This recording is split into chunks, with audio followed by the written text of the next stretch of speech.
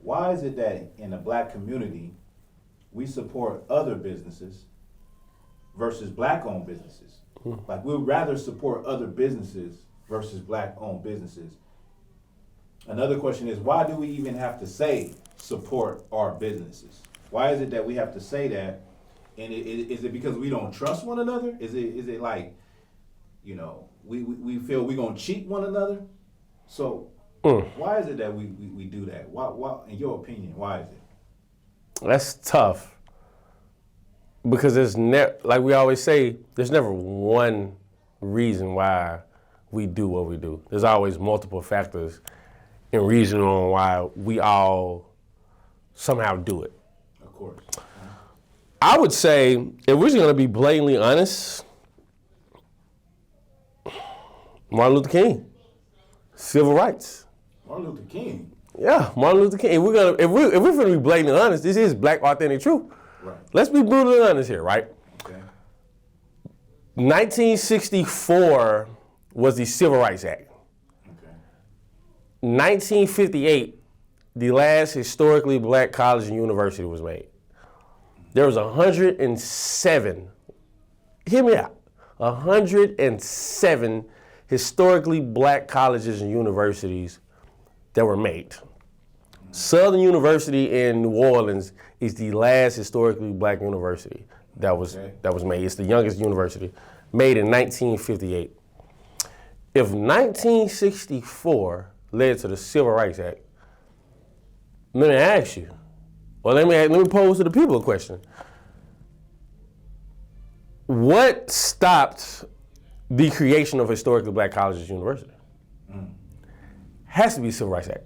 So in other words, you're saying, what I get what you're saying is that whole Civil Rights Act and that movement, which basically integrated us, what it did was make us now want to go to those white schools. Concert. I mean, think about it. We talk about it, in your mind, you think they are better than you. Mm-hmm. Their neighborhood is nicer. Mm-hmm. The cars that they drive are nicer. Mm-hmm. You think their clubs are nicer. Right. Some of you even think their restaurants are nicer. When I'd rather go to a mom and pops in the hood, and I'm telling you, they're gonna throw down. Right. But you think going over there is nicer, so it makes you nicer. It makes you feel better. It's a feeling that you get. Right. Well, that's the same thing that they were thinking. Right. They were thinking, hey, let me leave these schools to go to their schools. Right. That's the psychology behind it. Right. Why do you think they allowed it? Right. They saw us thriving. They saw us flourishing. They saw our households in order. The day we decided to integrate, all that failed. Mm-hmm. All of that failed. Right. You don't want to support a black business. Why? Because there's so many of their businesses. You don't want to support some homegrown brother from the streets that you from, the ghettos that you from. Mm-hmm. You don't want to support him and what he's trying to build up and establish and make a known brand. You don't want to make that a brand. You want to go get these brands that are already established. Right. So instead of you wearing something black authentic truth, instead of you wearing something from a guy who's going to mom and pop shops and making t-shirts out of his crib, making hats out of his crib, making jeans, making shoes, you rather get the Fendi. You rather get the Gucci. You rather get the Balenciaga. You rather get the Alexander McQueens. Those are Caucasians. And the same thing that you support in the same Italian fabric that you support, you disrespect the brothers who are trying their hardest to come up. Right. You say black people should do better. You say black people should have more.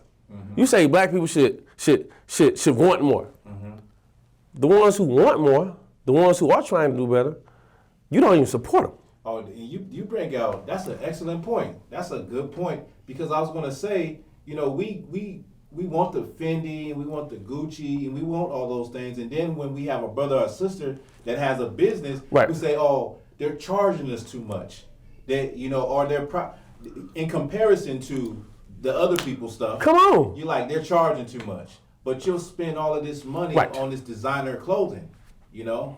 but you won't support a brother and sister, or we feel like it's always that thing where you feel as though you getting robbed or you getting cheated and you want a discount. Every time, and that's another thing. The man is trying, or the woman is trying to run their business professionally. They're on time. Every black person is not late. Right. Every Hispanic person is not late. Some people are punctual. Some people have actual employees. Do you know? This is an actual fact.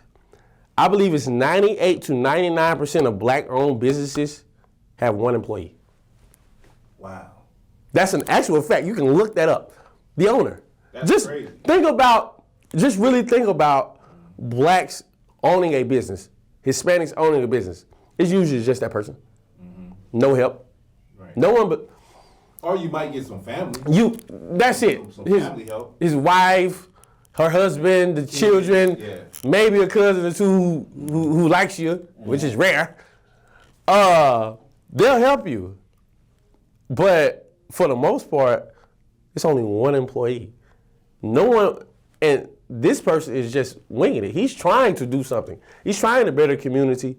He's trying to be an example of what you can do. And you brush him off. And also, going back to your point, you say that what he's charging is too much. But that Birkin bag, $1,500. Right. That pair of Gucci shoes, $1,200. You go on the Neiman Marcus spending $3,500 on some Italian fabric and Italian fashion. Let your brother is coming out of his trunk, who's making the clothes in his crib. He's saying $25, $30 a shirt. You say, that's too much. I mean, what's the difference between the fabric, if you can get the fabric and they got the fabric, but they charging thousands of dollars for it? You know, it's funny. I forget, it's a YouTuber. He shows you, he goes to China and he gets the warehouses. He goes to the warehouses. North Face jacket. You know, nice North Face jackets. If you buy them in bulk, by $500 a bulk, you might get them $10, $12 in bulk. Wow. They're charging you $250, $300. Yeah.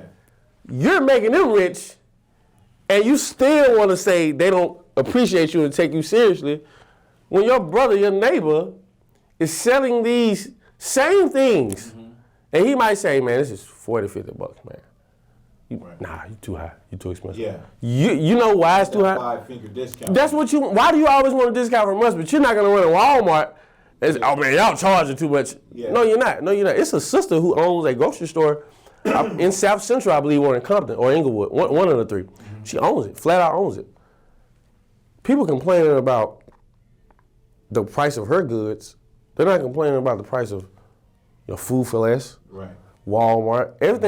Everything's raising the price. Yeah. You don't complain to them. And I think it's because when you have such a familiarity with a certain person or familiarity with people, you expect a discount. You expect them to look out. They are looking out.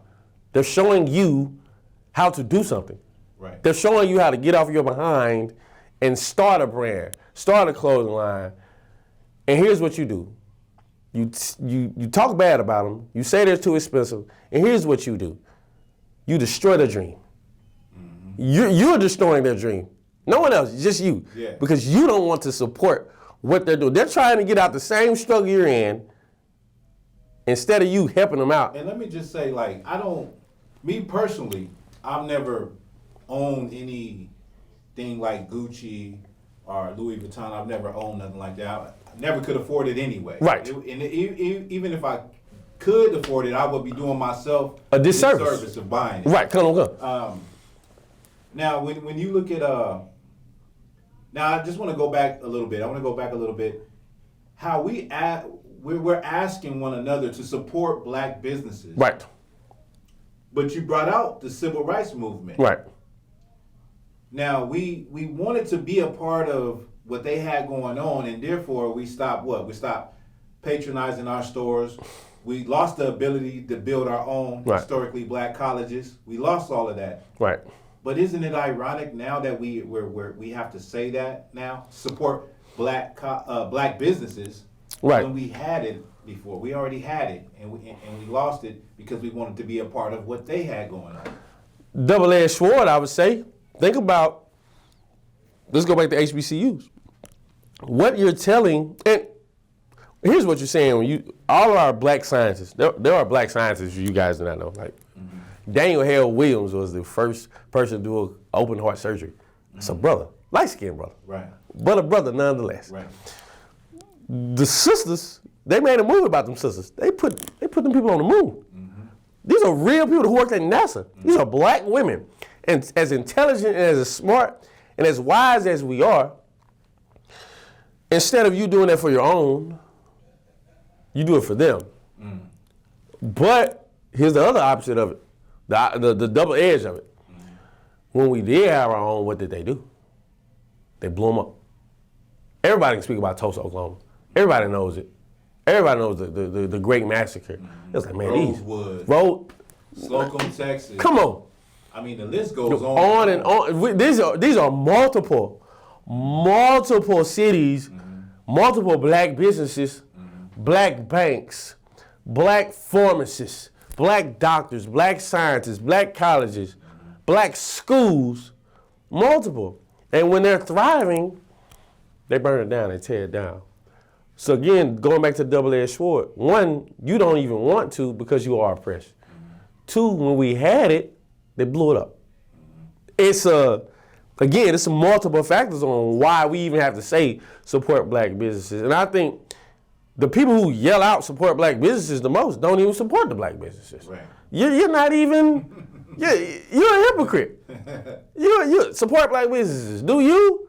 Because you're going to go to Joey's in downtown LA and eat that up. Right. But you're not going to go there to moms and pops who's got a food truck on the side of the road. Let me tell you something, man. Mexican food trucks are the building block of California. For real. For real. Man, what, $2 tacos? For real. All the time? Yeah, man. Here's what you need to understand. You should not be the person who says support black businesses and don't support black businesses. You watching this, you should support this. You should subscribe to this.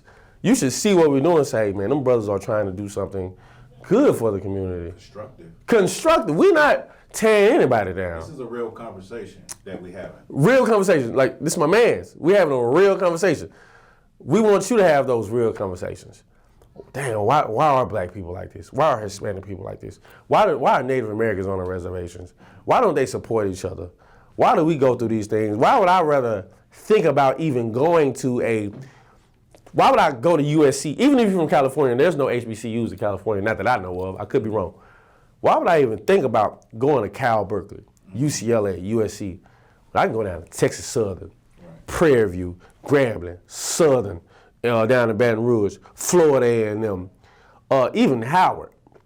Why would I not go to these schools that have professors that look just like me and understand me? And support me. The businesses. Right. Do you know the first rule in teaching? A great teacher is someone who loves the children that they're teaching. I can attest to this. Me going to in high school, I went to a mixed school. I'm from Shreveport, Louisiana, black and white. I went to Southwood High School. The way I got treated by Caucasian teachers is not the same way I was treated by African American teachers, quote unquote. I can vouch for that too. You see it, and I know why. They don't understand me. They don't give a damn about me. I don't affect what they got going. Over here, these ladies, my grandmother had to actually remove me from that school because I was getting written up too much. And she knew I was never a bad child. Right. She's like, what is going on that you're getting suspended and going to in-school suspension and getting written up so much? What is going on? Sent me to the black school, the same things I used to do over here, I was praised for over here. The teachers would laugh at the jokes. The teachers would know he's not bad, he just laughs a lot, talks a lot. Because she's your auntie. Right. He's your uncle. Right. And they're gonna laugh and play with you, but they're also gonna be stern with you. Why? Because they naturally care about you. Right. That's how you should be towards black businesses. If you want to have a critique about a black business to help them, do that. But don't tear it down. That's not your job. That's not your duty. That's not what we do. That's not how we're supposed to be. We should not be, what is it, crabs in a bucket? That's not how we do things. You're supposed to be a supportive person. Somebody's supposed to look at you and say, man, I remember you. You supported me. Here goes something free. That's how you get your discount. Brothers and sisters do it out of love anyway, won't even charge you nothing. But you're you're so conformed to what society has made you. You're so conformed to say that we show up late, that we're never on time, we're not punctual. You're so conformed to see that our standards are lower than their standards. In yes, that sir. conformity, it's like you're looking for the first time for somebody to be late, to not be punctual, to not give good customer service. Come on. So you can say, see, that's why I don't go to no black business. You look for it. You might can't understand it, but that is literally brainwashing. They want you to look, they tell you so much about how bad we are. You're looking for that one slip up. This store might not even open. This store might not even, you're gonna go to that store, they're gonna follow your black behind around the whole store as a secret shopper to make sure you're not stealing. And even if it ain't physical, they got about 6 cameras on you. It's looking at you. All you gotta do is look up. I'm telling you, they're aiming right at you. It was an episode of, remember Smart Guy? Yeah. Taj Moore, his older sister, I think her name was Essence Atkins or Essence Vaughn, one of the two. But I believe it was Essence Atkins. She noticed that her, it's crazy, the shows don't even talk about these topics anymore. I think I know where you're going. I think I actually seen that sitcom recently. Come. I follow a page that just shows you 90s sitcoms. And she was working in the store, yes. And the white woman would follow her. Yeah. Yes, sir. She noticed the white woman following only black people. And she had her Caucasian friend. Mm-hmm. She was cool with the Edomite. The Caucasian friend was just stuffing clothes down her shirt, in her pockets and all that. Never noticed it because she was so focused on what the potential of what she thinks a black person could do that is wrong. Yeah, you should check yourself. Mm-hmm. You should really check yourself. You should fight that. Here's what you should do. And here's what I learned a long time ago. Look for the good in somebody. Look for the good in what this business do. Look for the positive qualities in somebody. Yeah, nothing's gonna be perfect no time soon, but it can get perfect. Mm-hmm. We can't own the block. Right. We can buy up these houses. We can have a successful community. You know, here's what you should do. You should not litter. Right. This what something so small as not littering would change your brain, would change your habit, would change your routine. Make you take ownership. Ownership of what's going on in your life. To say, oh man, look at these black people, well, always late. Well, every time I'm out here, what, Keith Lee?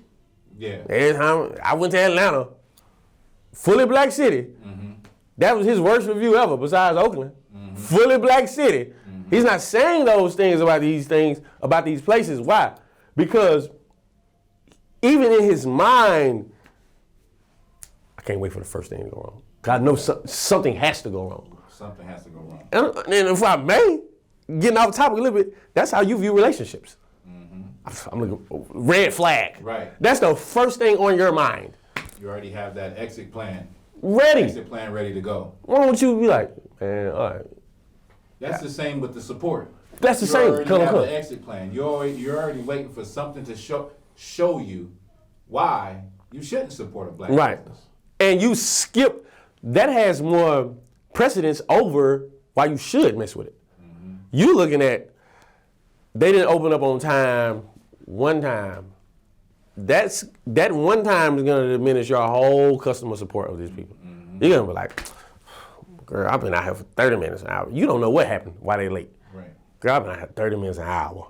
These people still ain't open the door. Mm-hmm. This, that, and the third. That's why I don't come around here. This is why I don't support black business. Yeah. Bruh, well, here's what you do. Why don't you become an employee? Why don't you work for that black business and you open up on time?